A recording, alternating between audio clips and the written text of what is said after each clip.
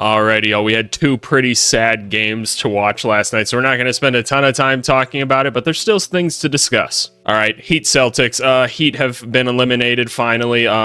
We've reached the tipping point with the Miami Heat where, yes, if you take away this many of their best players, eventually the number one team in the conference can beat them. And that's really the story of this game, man. The Heat are just so depleted at this point, and the Celtics are so much better than them. Like this, you look at this roster, man, like this isn't a playoff team at this point, and that's what it is. I mean, look at this. 3 for 29 from three. They only got up 10 free throw attempts. They had no creators left, man. No Jaime Jaquez, no Terry Rozier, no Jimmy Butler.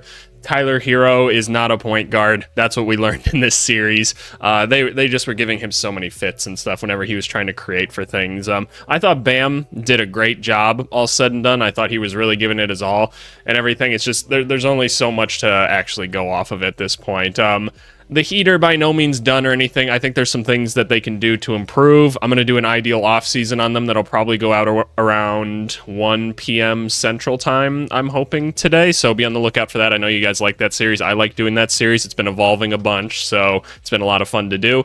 But there's some moves that can be made on this team to support Jimmy and the gang. Obviously, Terry Rozier just not being healthy is going to be a big thing for them next season. Jaime Jaquez in his second season is going to be a big one development-wise. But yeah, this team just ran out of gas, plain and simple. And if we look at the Celtics, they came out, and credit to them, they were like, okay, let's just take care of business tonight so we can get on to the next round.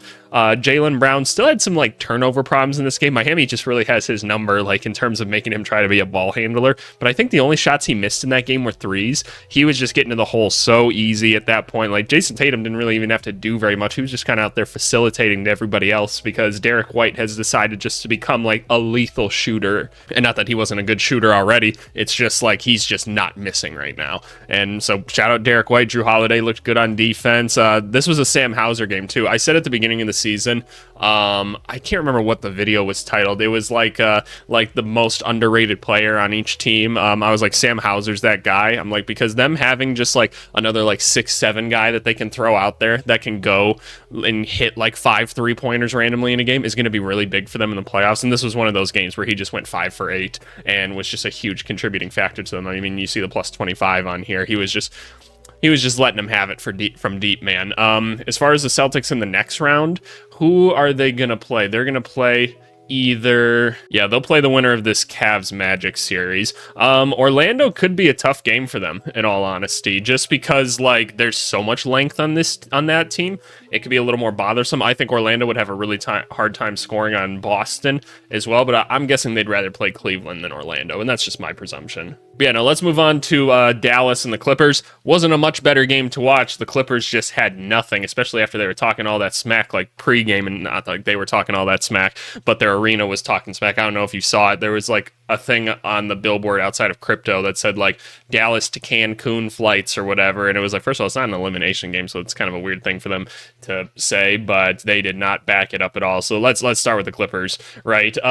Paul George and Harden just could not get anything going. Energy looked really low for those guys, and bad games happen, but like it can't happen right now, right? At least not when it looks like that. Like the effort just needs to look better, like the energy just needs to look better. This team has got to find some ways to actually get a little bit of offense going. A big area of concern for me is Russell Westbrook continues to kind of look like that thing that used to scare me so much about him, where he's still just being baited into being the hero again. Like they're like, look, Russ, go down this lane right here and go drive, or go take this 3-pointer, Russ, like you're wide open.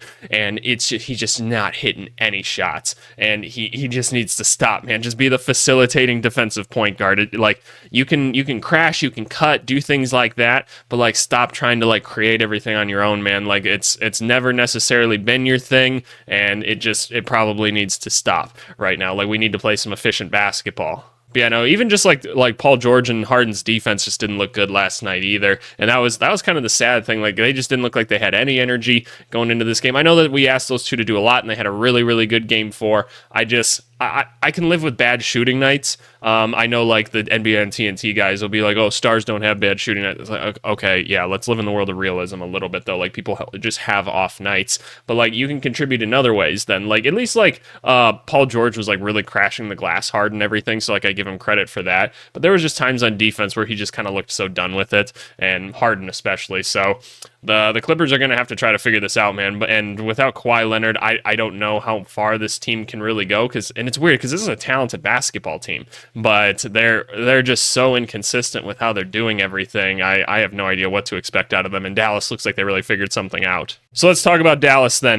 Dallas, you can tell, actually had some points of emphasis going into this game, and I want to give credit to them. Like shout out Coach Kidd and everything, and shout out for the team for executing on it. Like not something that I had seen much out of this team in the past, and I was starting to get a little worried about them. So you can tell they put a much higher emphasis on like actually getting out and running in transition, speeding up the pace of the game, not going like there's a difference between ISO ball and like creation ball. I'll put it that way. They've been playing that stupid Dallas Mavericks ISO ball kind of up to this point where it was like, okay, Luka's got to get the ball no matter what, Kyrie's got to get the ball no matter what, and they're just going to kind of do their own thing. Everybody stand around and watch. I did a whole video on it, and it's not fun basketball. It doesn't get anyone else involved. You need other people involved to win like a series. This game, it was more so like, okay, Kyrie's going to bring the ball up and get everything started, like get the pace moving up a little bit. Like Luka is not just like driving and slowly kind of breaking people down. He's like really attacking, getting all the way to the hoop and then passing back out and creating swing motion and stuff so that other guys can get involved. And that opened up things for like Daniel Gafford, Derek Lively, the lobs. PJ Washington was getting out and in transition. He didn't score really a ton, but I saw him out there. Defensively, he looked really, really good though. So we excuse the poor shooting night. But Derek Jones Jr. was really thriving off that offense. I still think Josh Green should get more minutes because I think he would be really good in that situation. Another thing that they did is they made some adjustments defensively, which was a big criticism of mine in the last game when they just let Harden just go floater to floater to floater. They kind of went the two big lineup with like Kleba and somebody else at times, like especially in the second half when they really went on that run. And what they would do is they'd have Kleba guard like Westbrook or something like that so he could sag off into the paint and he could take a couple steps up and actually like guard Harden and make him take like a 2-3 foot further floater, and that was apparently enough to deter Harden last night. So I don't personally know why that stopped him too much. I'd like to just see them guard the pick and roll a little bit better, but neither here nor there, right? But at the end of the day, they found something that was working for them. I don't think Maxi Kleba is going to be like the option always going forward, but you know, if he's going to hit threes like he did last night, then we can start talking about it, because man, he was hitting them from the corner. What did he have? He had 5 3-pointers last night, and I have to assume most of them came from the corner. Yep, they all came from the corner. So there you go. Yep, this was the whole thing last night, just him getting 3-point shots up and just spacing out for the team. Who was guarding him in a lot of these? Yeah, it was Harden. He doesn't turn his back once to see him at all. That is just poorest of defense. Like, he clearly knows he's there, because where else is Maxi Kleba gonna go? But no, you just can't have that, man. You gotta have a little more help than that at the end of the day. But no, like, shout out Kyrie and Luka for actually getting out and doing some stuff in transition. Love to see it. Push the ball. Led to a lot of alley-oops for Lively and Gafford. They had good nights.